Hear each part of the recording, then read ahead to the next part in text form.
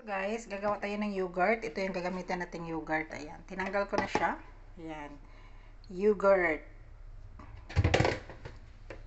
Gawa tayo ng yogurt. Ito yung yogurt natin.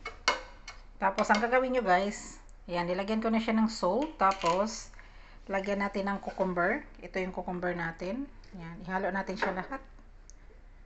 Ayan.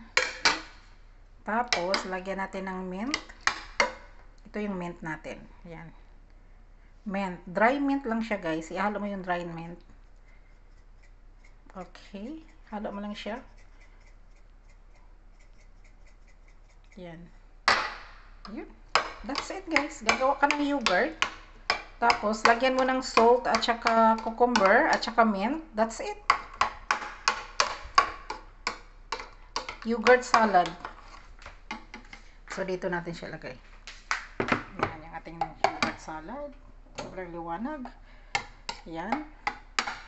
So, titikman natin siya guys. Nilagyan ko na siya ng salt.